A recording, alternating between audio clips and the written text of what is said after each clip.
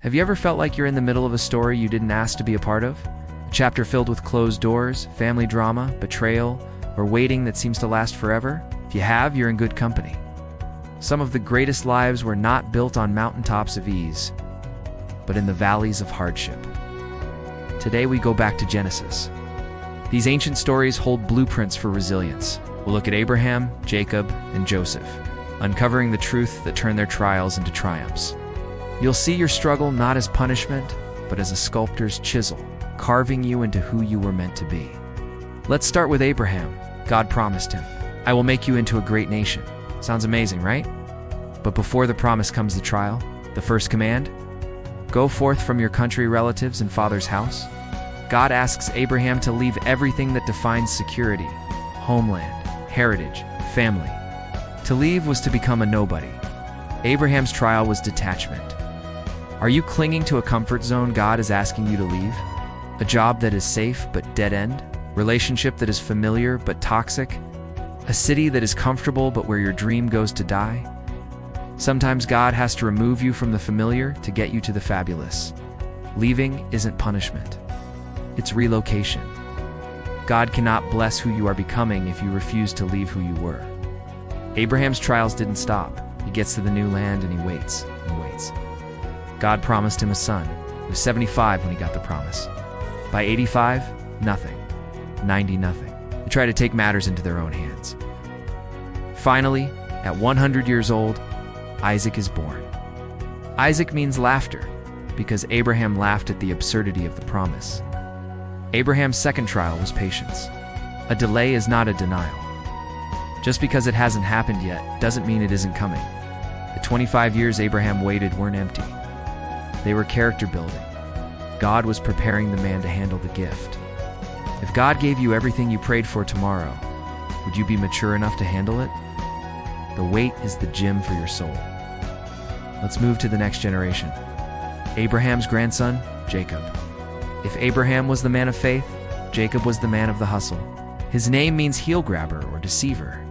He was the younger brother who wanted the birthright he didn't deserve. He schemes. He tricks Esau out of his birthright for stew, then deceives his blind father Isaac for the ultimate blessing. It works. He gets what he wants. But at what cost? Esau is furious. He vows to kill Jacob. Jacob has to run for his life. He leaves home with nothing but the shirt on his back. A wanted man. This brings us to Genesis 32. Jacob is returning home years later. Wealthy, but terrified. Esau is coming with 400 men. He assumes it's a hit squad, sends his family ahead, and stays alone by the Jabbok River. That night, a mysterious man shows up, and they wrestle until dawn. This is the trial of brokenness. Jacob spent his life wrestling people. He was good at manipulation. But he had never wrestled with himself or faced God. The wound doesn't come until the end. The angel touches his hip socket, and it pops out. Jacob is finally limping. Why? Jacob's strength was in his legs. His ability to run, to flee, to hustle. To be the man God wanted, Jacob had to lose the ability to run away from his problems and from himself. Jacob walks away with a new name, Israel, he who struggles with God, and he walks away with a limp. The lesson? You cannot receive your royal destiny until you lose your natural ability. Your greatest breakthroughs come when you stop running, manipulating, trying to fix it in your own power. And you hold on to God and say, "I will not let go until you bless me." You might be limping today. Maybe you've been through a divorce, a financial collapse, a health scare. You feel the pain in your hip. But listen, that limp is your trophy. It's the mark of where God met you. It's the reminder that you don't have to fight alone anymore. Your weakness is the very place where His strength shows up. Finally, we come to Joseph, the dreamer with the technicolor coat, Abraham's great-grandson. He's a kid with a dream of vision that his family would one day bow to him. Not the humblest start, right? His brothers hate him for it, so much so that they strip him of his coat, throw him into a pit, and sell him into slavery. The pit, the ultimate low. Imagine the darkness, the confusion. God, you gave me a dream, and now I'm in a hole. Joseph's first trial was injustice. He didn't deserve this. He was just a kid sharing what God showed him. And yet, he ends up on a slave ship to Egypt. But the story doesn't get better. He gets sold to Potiphar, an Egyptian officer, works hard. He rises to the top of the house. And then Potiphar's wife notices him. Day after day, she tries to seduce him. It's a test of integrity. Joseph refuses, saying, "How can I do this great wickedness and sin against God?" He runs from her, leaving his cloak behind, and she screams rape. Joseph goes from the pit to the palace to the prison, all for doing the right thing. This is the trial of false accusation. Sometimes doing the right thing leads to the wrong result. Sometimes your integrity costs you your reputation.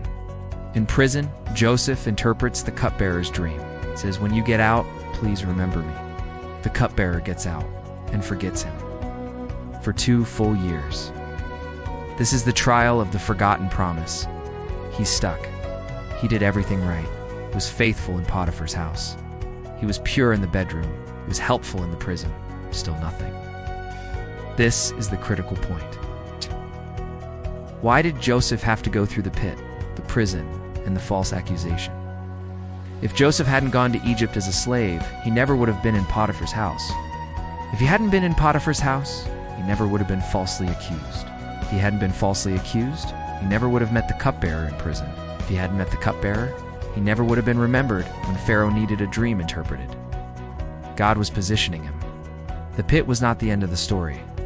The pit was the transportation system to the palace. Later, when Joseph stands before his brothers who sold him out, he says, "You intended to harm me, but God intended it for good." So, what are we learning? Abraham teaches us that detachment and waiting remove our reliance on the world. Jacob teaches us that brokenness removes our reliance on our own hustling and forces us to depend on the divine.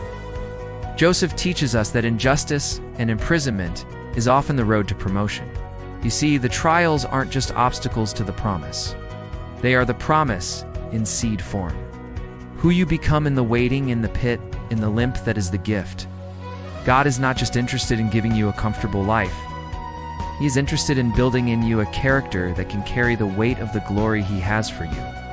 Right now, you might be in a Genesis chapter. You might be in chapter 37, thrown into the pit. You might be in chapter 39, standing firm in temptation, yet suffering for it. You might be in chapter 40, forgotten by those who promised to remember. But let me tell you, chapter 50 is coming.